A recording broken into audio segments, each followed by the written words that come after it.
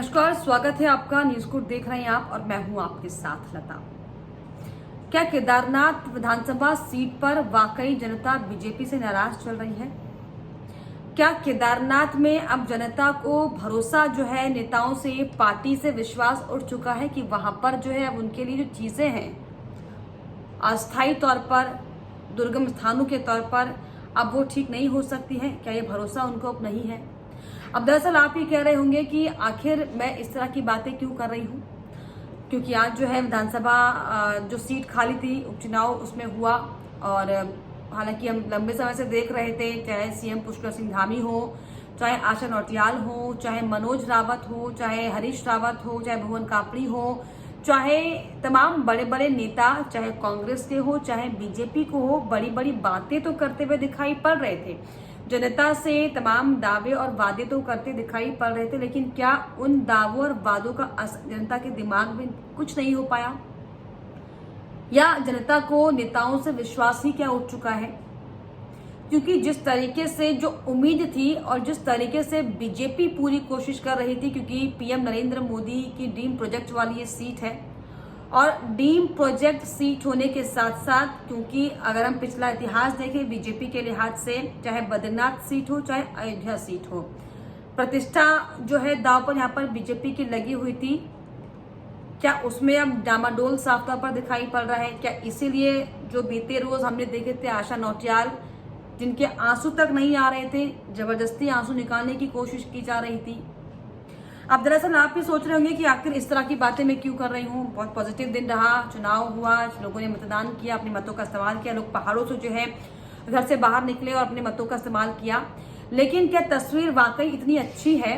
क्योंकि जिस केदारनाथ सीट पर 90,000 से ज्यादा मतदाता हैं, आप सोचिए कि उस केदारनाथ सीट में 50% चुनाव होने के लाले पड़ गए थे। हालांकि समय रहते रहते रहते जो है कम से कम 60 के समथिंग जो है 60% जो है वोटिंग वहां पर हुई है।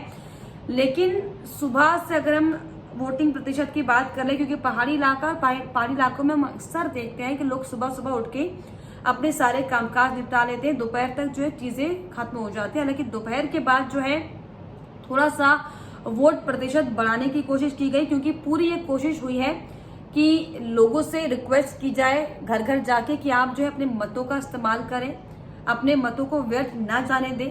हालांकि ये जरूरी भी है। लेकिन हम इसी बीच अगर वोटिंग प्रतिशत की आज की बात करें तो आप सोचिए 11 बजे तक 17.69 यानी कि 69% वोटिंग हुई थी। 11 बजे, जो कि पहाड़ के लिए आधे दिन के बराबर है, क्योंकि सुबह जल्दी उठ जाते हैं पहाड़ के लोग, सुबह जल्दी कामकाज करते अपने कामों को निपटा के आते हैं। इसके बाद 1 बजे का समय, 1 बजे तक भी वोटिंग आप सोचिए कि 34.40% मतदान हुआ। 3 बजे तक आकर लमसम जो है 47% के करीब जो है मतदाता जो है पहुंचे, जो वोट का प्रतिशत रहा 47%। और खींचतान के समय आते आते शाम के 6 बजे तक, क्योंकि सुबह 8 बजे से शाम के 6 बजे तक जो है वोटिंग हुई थी, और 6 बजे तक जो है, हालांकि 5 बजे तक 58% वोटिंग रहा और कुछ परसेंटेज ऊपर नीचे हुआ। हालांकि कई जगह पर ये भी कह रहे हैं कि 56% वोटिंग हुई है, कई 58% कह रहे हैं, तो कहीं जो है 60 के करीब जो है मतदान आज हुआ है। ऐसी बातें माफ कीजिएगा, ऐसे जो है आंकड़े जो है वो सामने आ रहे हैं। अब दरअसल ये जो वोटिंग प्रतिशत हालांकि बहुत शुष्क रहा, बहुत ज्यादा एक्टिव मोड में जो है केदारनाथ की जनता दिखाई नहीं पड़ी। इस पर अगर हम जिक्र करें कि क्या कारण रहा, क्यों कम वोटिंग जो है लोगों ने की है, क्योंकि ये तो बहुत ही अच्छी सीट है, बीजेपी की गढ़ ये सीट मानी जाती है, क्योंकि 3 बार यहाँ पर बीजेपी जीती है, 2 बार यहाँ पर कांग्रेस जीती है। लेकिन क्या लोगों का दिल यहाँ पर इन कारणों से दुखा क्या कि केदारनाथ सीट पर इस बार सिर्फ और सिर्फ जो विश्व प्रसिद्ध धाम की बातें हैं, जो एक नेशनल मंच पर बातें की जाती है केदारनाथ मंदिर को लेकर, क्या सिर्फ उसी के इर्द गिर्द बयानबाजियों का दौर चला? क्या ये लोगों को पीड़ा इस बार सताई? क्या किसी भी नेता ने केदारनाथ मंदिर से हटकर बयानबाजी नहीं की, सड़क की बात नहीं की, रोजगार की बात नहीं की, शिक्षा की बात नहीं की, स्वास्थ्य संचार की बात नहीं की? यानी कि जो बुनियादी मुद्दे थे, क्या वो इस बार क्या अगर हम हाल ही में देखें लोकसभा चुनाव में भी इसका खामियाजा भुगतना पड़ा था बीजेपी को। हालांकि 5 सीट जरूर आई थी, लेकिन वोट प्रतिशत जो है पहले के मुताबिक कम था। उसके बाद जो चुनाव हुआ, बद्रीनाथ और मंगलौर में वहां पर भी हार का सामना करना पड़ा। तो क्या चाहे कांग्रेस की बात करें चाहे बीजेपी की बात करें, क्या जनता को अब दोनों ही पार्टी पर कोई विश्वास नहीं रह गया क्या?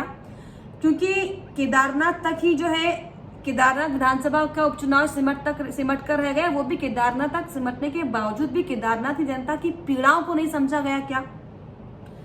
क्योंकि पूरे प्रचार में कांग्रेस ने सरकार पर केदारनाथ मंदिर को लेकर निशाना साधा और सरकार भी ज्यादातर मौकों पर सफाई देती दिखाई पड़ी, जिसके चलते जो जनता के निजी मुद्दे थे, जो उनके अपने मूलभूत मुद्दे थे, वो दरअसल कहीं ना कहीं भटक गए कि ये दरअसल बड़ा मुद्दा था।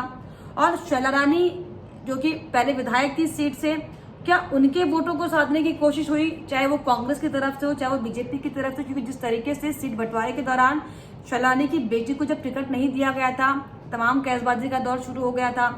क्योंकि शैला रानी जो है कांग्रेस की नेता थी पहले, बीजेपी में बाद में शामिल हुई, तो बीजेपी के नेता कोशिश कर रहे थे कि शैला रानी का जो वोट बैंक है उन पर पकड़ बनाए रखें, तो वही कांग्रेस भी पूरी कोशिश कर रही थी कि इस फूट को जो है अपने फायदे के लिए इस्तेमाल किया जाए।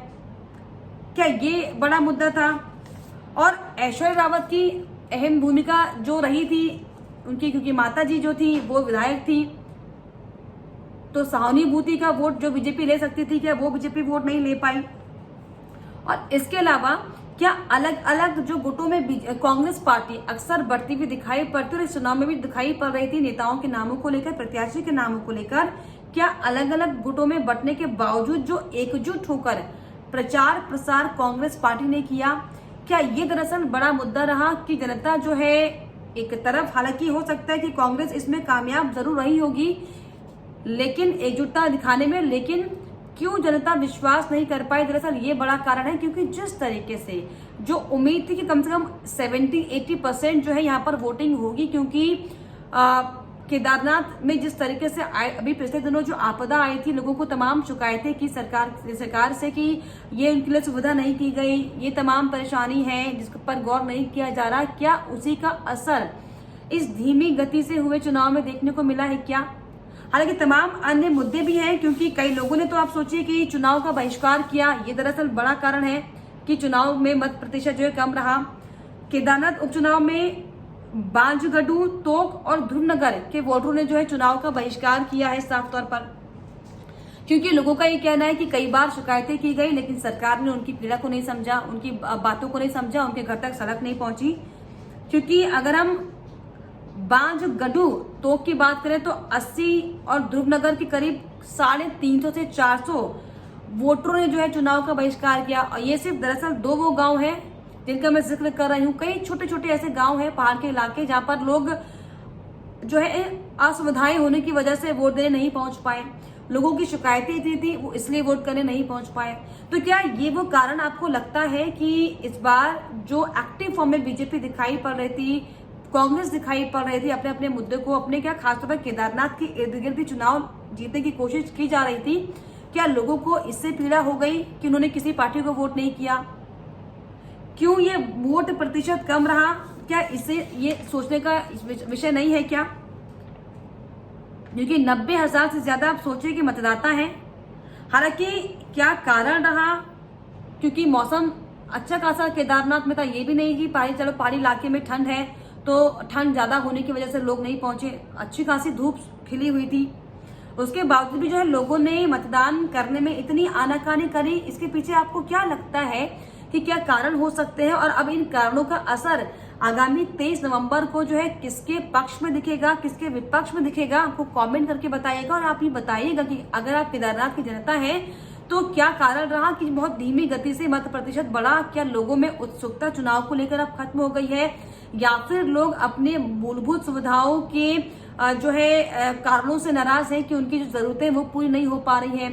क्या तमाम कारण आपको लग रहा है कि आज जो है उदासीनता वोटिंग प्रतिशत में दिखाई पड़ी? हमें कमेंट बॉक्स में जरूर लिखिएगा। इसके अलावा हमारे चैनल को लाइक, शेयर एंड सब्सक्राइब करना भी ना भूलें।